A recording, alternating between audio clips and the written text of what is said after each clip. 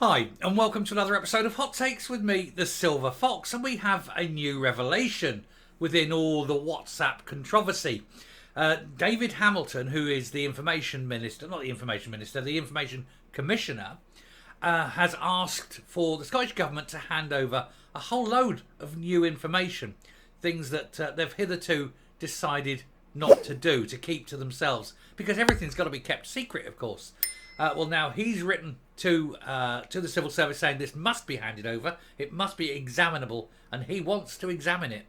And apparently there's a lot of pushback from the SNP, from the government, and also, I suppose, from those elements within the civil service that are somehow sympathetic to the government, even though it's not their job to be so. They're supposed to be independent.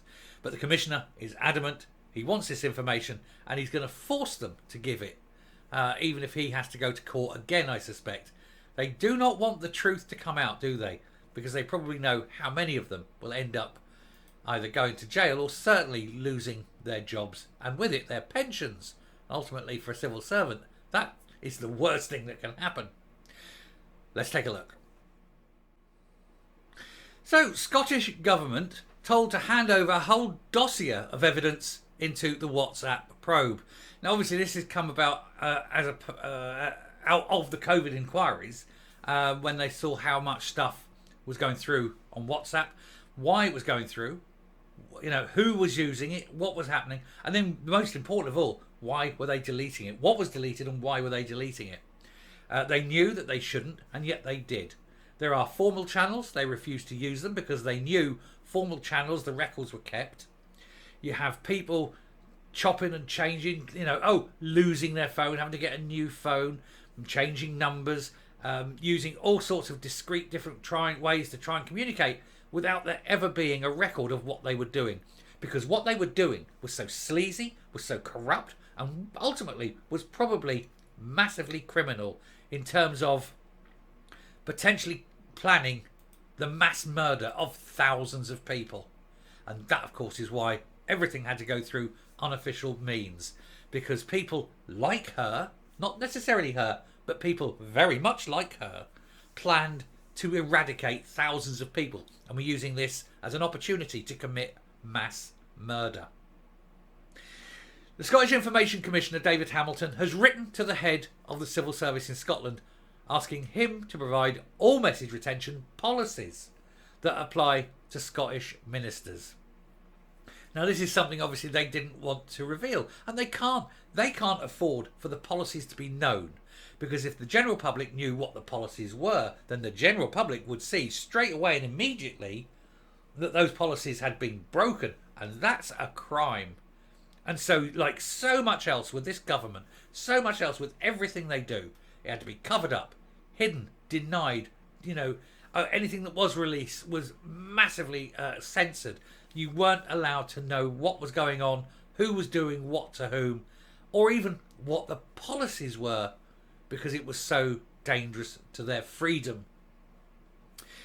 Investigators probing the Scottish Government's use of WhatsApp during the pandemic have demanded it hands over a dossier of evidence and amid concerns that ministers deleted messages in defiance of the Freedom of Information laws. Now, laws.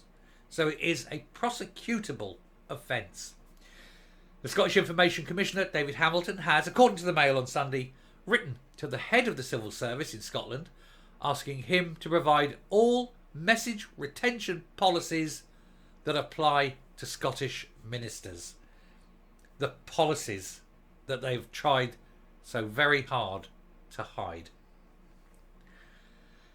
Former First Minister Nicola Sturgeon, her then Deputy John Swinney, and Scotland's Health Chief Professor Jason Leach are among many senior officials who were revealed to have destroyed key correspondence during the health crisis, knowing full well they shouldn't. They knew they shouldn't, and they did, because of what that information was, what those messages were. Evidence from the UK COVID-19 inquiry indicated they all erased messages, despite Sturgeon claiming in 2021 that she would supply relevant material. Now, of course, she then went to the inquiry. She said, here's the relevant inquiry. Here's all the relevant material. And it turns for her, there was none. Lies by omission. I'll supply everything that's relevant, and she supplied nothing. Well, there was nothing relevant, she said. And then it turns out, yes, there was. Decisions were made. Things were said. It was all relevant. We see some of the things that came through from other people's ends of her conversation. So she's lied under oath to the inquiry. That, at the very least, is perjury. She needs to be prosecuted for perjury. Lying under oath is very serious, and it can carry a life sentence. And please tell me she gets one of them. 2 weeks ago, it was reported that Professor Leach was accused of taking part in an orchestrated cover-up amid fresh revelations that he changed his phone 5 times since the start of the pandemic. Now, police, who investigate organised crime outfits, look at people who change their phones like that 5 times in such a short period. That is one of those red flags that says organised crime. Straight up. You changing your phone that often, changing your number that often, all this, boom, boom, boom, boom, so that no records are kept, so they can't go back, they can't investigate. Yeah, there's a reason for that. Organised crime. In this case, probably party, not necessarily going to say it is, possibly, allegedly party to mass murder. The furore over deleted WhatsApp messages propelled Mr. Hamilton to launch a formal investigation. Now, he has written to Permanent Secretary Jean-Paul Marx to ask for reams of documents which had to be submitted by Thursday last week. Now, whether, of course, it's come or not is a different matter entirely. One suspects probably not yet, and if it does, it'll be heavily redacted.